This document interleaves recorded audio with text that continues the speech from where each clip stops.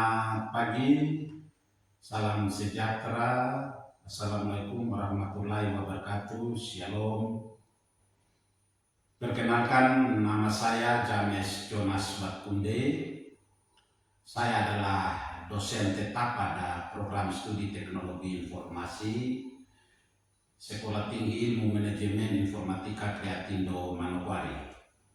Pada program teknologi informasi, saya mengampu beberapa mata kuliah, yaitu pengantar manajemen, manajemen perusahaan, dan MSDM atau manajemen sumber daya manusia.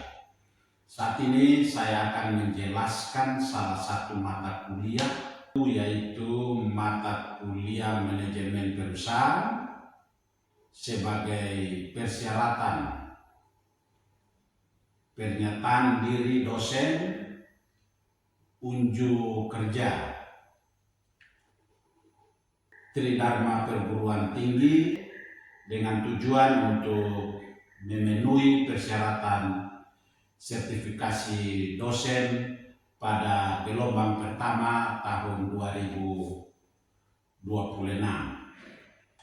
Mata kuliah manajemen perusahaan diberikan pada mahasiswa program studi teknologi informasi semester 4 dengan bobot 2 SKS yang dilaksanakan tatap muka dengan rincian 14 kali pertemuan materi dan 2 kali yaitu ujian tengah semester dan ujian akhir semester. Dan capaian pembelajaran mata kuliah yang akan dicapai adalah capaian pembelajaran mata kuliah pertama, mahasiswa mampu menjelaskan model manajemen. CPL 2, mahasiswa mampu menjelaskan pelaksanaan organisasi bisnis dalam keunggulan kompetitif. Dan CPL 3 adalah mahasiswa mampu menguasai analisis laporan keuangan. Penilaian yang saya gunakan di sini adalah absensi 10%, tugas 10%, kuis 15%, UTS 25%, dan UAS 40%. Saat ini saya akan memperlihatkan video pembelajaran singkat pada pertemuan pertama ini. Terima kasih sebelum kita mulai pagi ini, saya diawali dengan doa. Kita jangan lupa tidak sebelum paramu atas perlindungan, dan saat ini kami mau melihat kita lihat bagaimana pencapaian kamu dapat seperti yang pagi ini semuanya boleh terjadi dalam nama Yesus dan berdoa amin. Terima kasih ya. Baik. Lebih dahulu kita memperkenalkan nama, ya kan? Ya. Apa namanya? Supaya saya mengenal Anda juga mengenal saya, ya. Ya. Nanti Anda juga perkenalkan dan tidak hanya yang semester 4 cepat-cepat saja. Saya nama James Batkunde.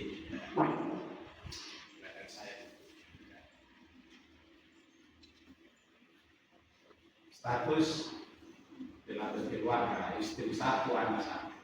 Tinggalnya di Budiono. Saya Maluku, suku Tanimbar. Saya bisa sudah pengalaman dosen sudah kurang lebih 24 tahun. 22 tahun. Terus kampus lama, karena kampus kedua ini 2019. Saya ke Manokwari itu 2001. dosen kampus Lampung. Demikian itu saja yang boleh saya perkenalkan. Ada yang mau ditanyakan sebelum Anda perkenalkan? Ada? Tidak ada? Ada yang mau ditanyakan? Izin Bapak, Ya. sebentar yang kami perkenalkan ini kendalanya lebih detail atau nama saja? Nama saja. Ya. Tidak ada. Sekarang kau perkenalkan nama. Duduk saja nggak apa-apa. Jadi perkenalkan nama saya Suromo, Asal asal dari Nadia, Papua Tengah. Papua Tengah.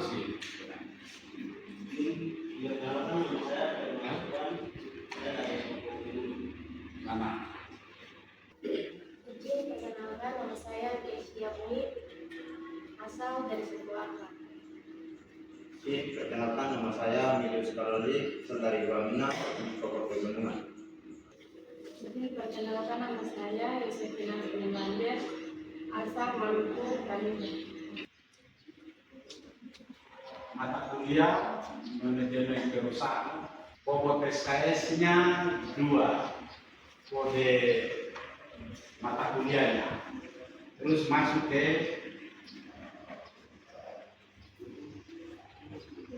dosen pengampu mata kuliah cara sendiri.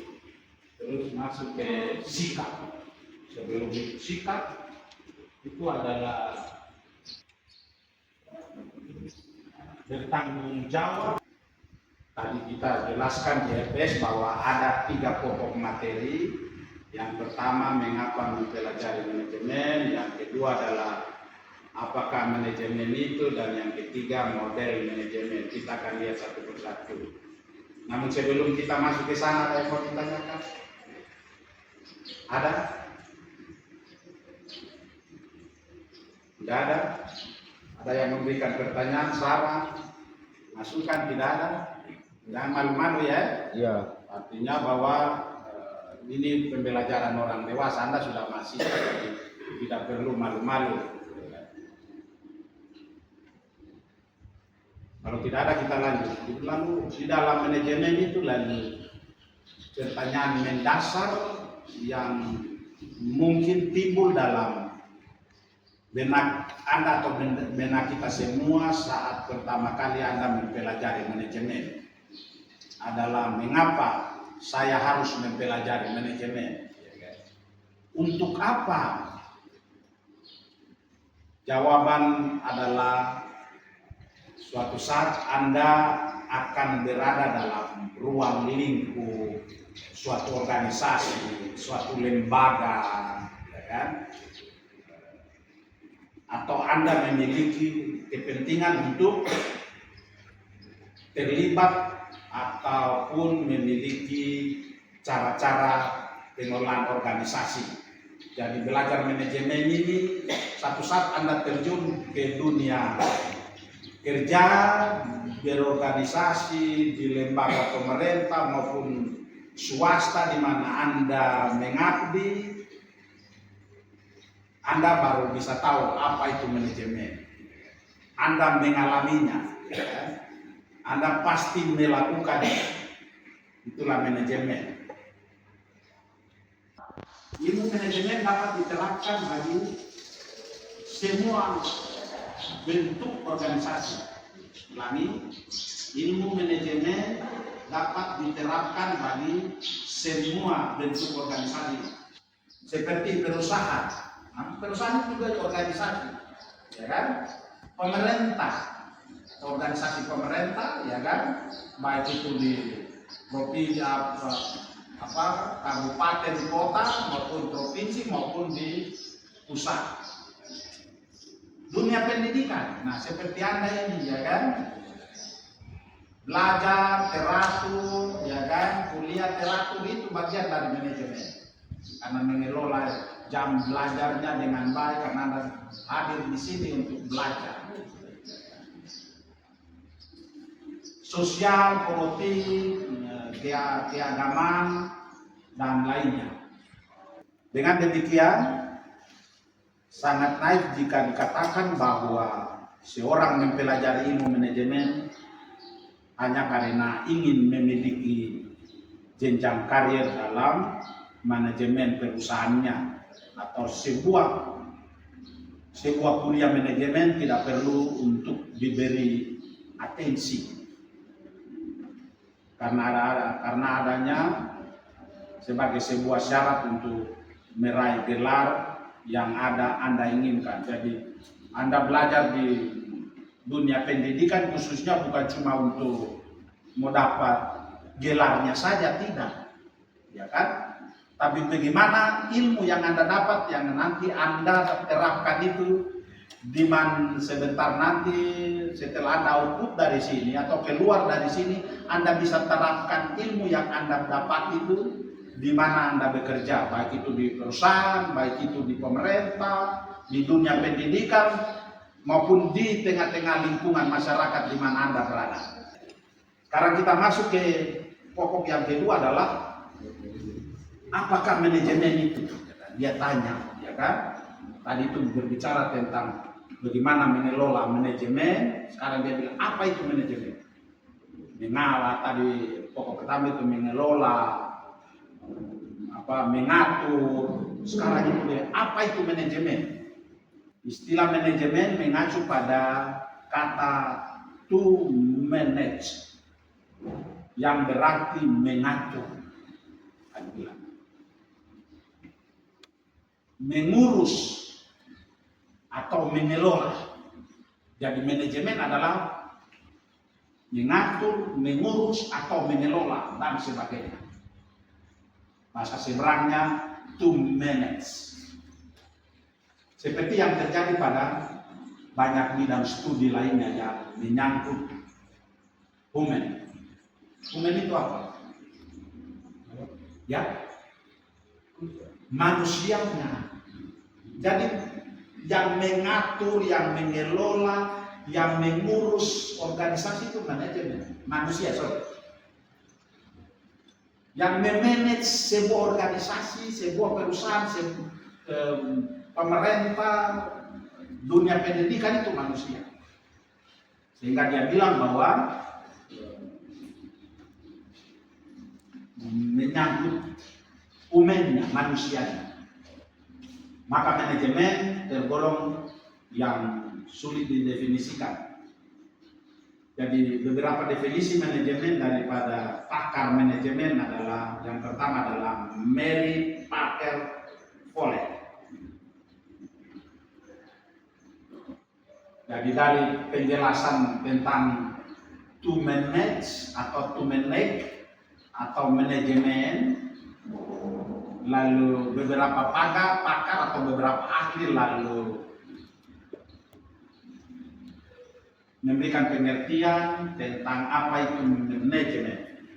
Saya dengan bahasa Inggris dulu ya. Manajemen atau manajemen is the art of getting things done towards people. Yang diartikan dalam manajemen merupakan seni dalam mencapai tujuan melalui orang lain. Sekali lagi, pengertian manajemen adalah merupakan seni dalam mencapai tujuan melalui orang lain. Seni untuk mengatur, seni untuk mengurus, atau seni untuk mengelola, untuk mencapai melalui orang lain untuk mencapai tujuan organisasi itu sendiri. Nah, dari definisi ini lalu mengambil arti bahwa para manajemen eksekutif atau manajer itu pimpinan perusahaan atau pimpinan organisasi.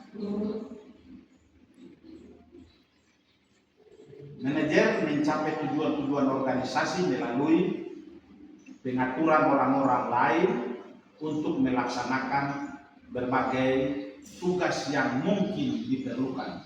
Jadi lalu manajer atau pimpinan organisasi atau perusahaan itu lalu mengatur orang, mengelola orang, mengurus orang untuk bekerja bersama-sama untuk mencapai tujuan organisasi itu sendiri. Itu yang tadi disebut namanya manajer. Dan manajer itu mengatur orang-orang, ya kan? Nah, mengatur orang-orang itulah seni. Ya, tadi dibilang seni. Mengurus orang-orang yang ada di dalam organisasi itu adalah seni. Mengelola orang-orang yang ada di dalam organisasi itu adalah seni untuk mencapai tujuan organisasi itu sendiri. Nah, itu adalah pengertian tentang manajemen menurut Mary Parker Follett. Ada juga yang mendefinisikan tentang manajemen para ahli, yaitu James F. Stoner, bukan James Makunde ya, ini James A.F. Stoner, ya kan? Lalu menjelaskan apa itu manajemen.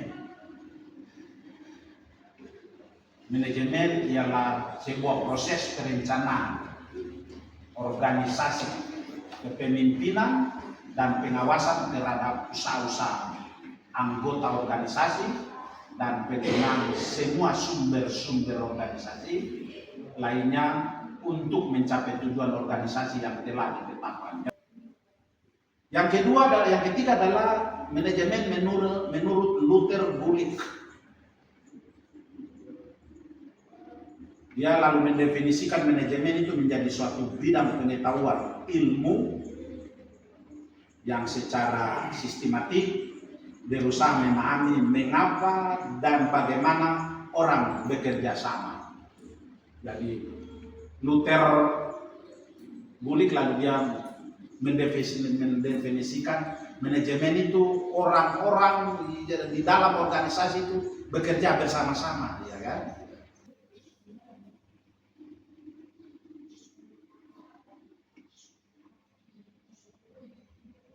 Seorang manajer harus memiliki 3 keahlian atau kemampuan hakiki. Jadi lalu dia karena seseorang yang punya kemampuan untuk mengatur, mengelola, mengurus sebuah organisasi, lalu Robert L. Katz lalu dia bilang bahwa dari kemampuan dia, dari yang dia miliki, persyaratan yang dimiliki oleh seorang manajer harus punya kemampuan, 3 kemampuan. Yang pertama adalah punya kompetensi secara konseptual. Seorang manajer atau pimpinan perusahaan atau pimpinan organisasi punya kemampuan atau punya kompetensi secara konsep, ya kan? Bagaimana mengkonsepkan untuk mengatur, mengelola organisasi atau perusahaan itu, atau pemerintah atau dunia pendidikan itu ke arah yang telah ditetapkan oleh organisasi. Yang kedua, sosial, hubungan manusiawi. Sebagai manusia, manajer juga dia orang manusia. Hubungan emosional antara pimpinan dan bawahan. Bukan dia jadi pimpinan lalu dia tidak melihat ke bawah, karena seorang pimpinan mulai dari bawah dulu baru naik ke atas, ya kan? Jadi pimpinan. Karena itu punya keahlian tersendiri, punya prestasi sendiri, punya kemampuan mengelola, kemampuan mengatur, ya kan? Sehingga dia bisa menjadi seorang manajer atau pimpinan perusahaan atau pimpinan organisasi. Dan yang ketiga adalah teknikal, bagaimana seorang manajer atau seorang pimpinan mempunyai kemampuan teknikal untuk mengatur, mengelola sebuah organisasi. Ada yang mau ditanyakan, silakan. Jadi pertanyaan itu kita apa? Di perusahaan ini pasti ada manajer dengan anggota. Jadi pertanyaannya itu ketika antara anggota sama manajer itu ada ide untuk mengembangkan perusahaan tersebut itu, apakah ide siapa yang tidak lanjut untuk mengembangkan perusahaan itu? Ya.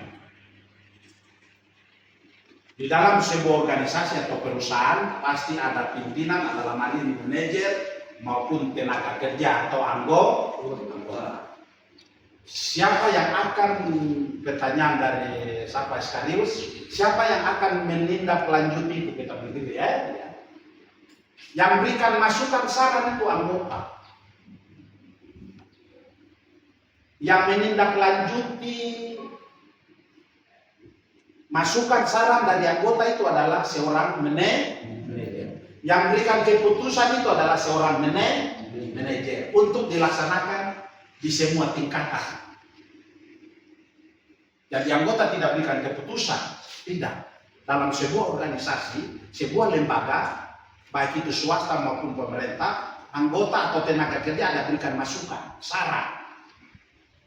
Tapi yang berikan keputusan adalah manajer atau pimpinan. Setelah berikan keputusan oleh pimpinan atau manajer, dilaksanakan oleh seluruh, bukan cuma anggotanya saja, tapi manajer atau pimpinan juga laksanakan keputusan itu. Ya kan, misalnya, contoh, Anda dapat jadwal ya, jadwal kuliah ya? Dapat. Masukan untuk bikin kita rapat, bukan masukan dari dosen-dosen kepada pimpinan. Oh, kita kuliahnya jam pertama itu mulai dari jam 8.30. Nah, keputusannya jam 8.30. Bukan cuma dosen dan mahasiswa saja laksanakan, tapi pimpinan juga, dosen sebagai pimpinan ya laksanakan. Kuliahnya setengah 9 pagi. Tindak lanjutnya adalah manajer atau pimpinan, tapi yang melaksanakan itu adalah semua yang ada di dalam organisasi atau di dalam perusahaan. Bukan cuma dia manajer atau pimpinan dan dia tidak laksanakan, tidak. Semua harus laksanakan, karena itu keputusan pimpinan harus dia laksanakan. Dilaksanakan oleh semua stakeholder yang ada di dalam organisasi atau perusahaan, atau semua bagian, atau semua departemen yang ada di dalam organisasi atau perusahaan. Bisa? Bisa ya? Siapa namanya? Iskarius Dogomo. Ya. Begitu.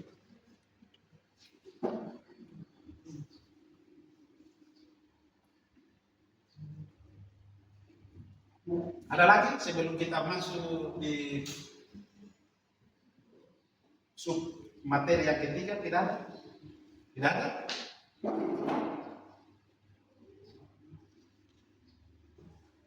Model manajemen.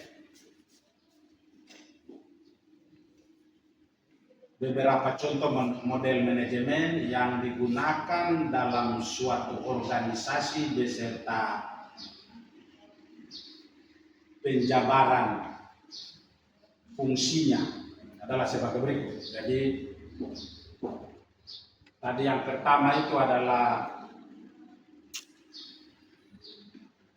mengapa mempelajari manajemen. Yang kedua adalah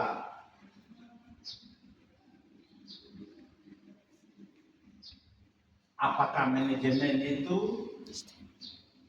dan yang ketiga adalah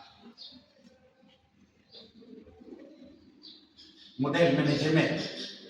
Ada setidaknya ada 5, ada banyak sih, tapi setidaknya ada 5. Dia bilang ada contoh model manajemen yang digunakan dalam organisasi beserta fungsinya, penjabarannya.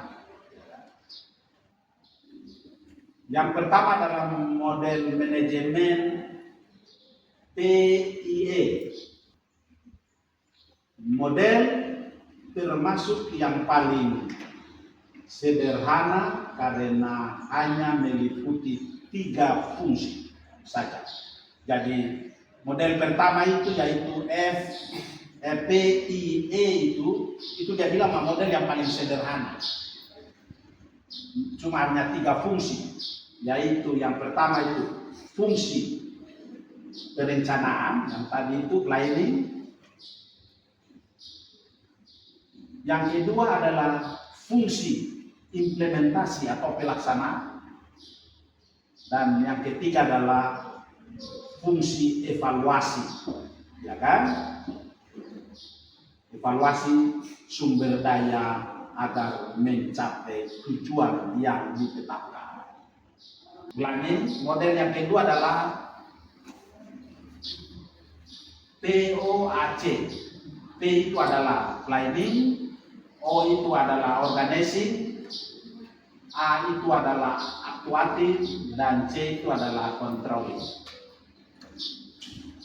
Bagaimana seorang manajer dalam mengelola sebuah organisasi merencanakan planning. Setelah merencanakan berbagai kegiatan ke depan di dalam organisasi, yang berikut adalah dia lalu bagaimana mengelola, mengatur organisasi itu,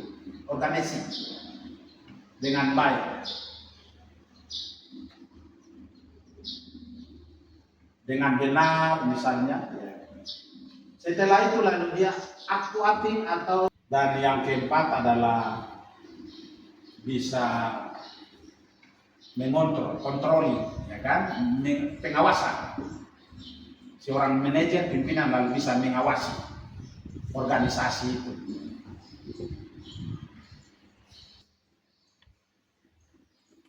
Yang berikut adalah yang ketiga adalah model PI, P2, P3. Model manajemen dalam yang digunakan dalam sebuah organisasi dan penyebarannya. P1 itu adalah perencanaan, P2 itu adalah penggerakan dan pelaksanaan, P3 itu adalah terdiri dari pengawasan, pengendalian, dan penilaian. Bagaimana seorang manajer lalu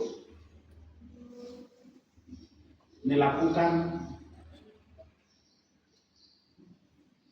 pengerahan, menggerakkan semua potensi, semua sumber daya yang ada di dalam organisasi untuk bekerja bersama-sama. Yang kedua adalah tentang bagaimana manajer lalu pelaksanaan implementasi tadi itu. Ketiga itu yaitu adalah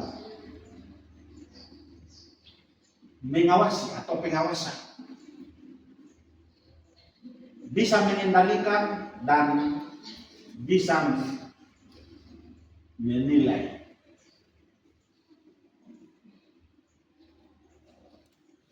Yang keempat adalah KRHIF,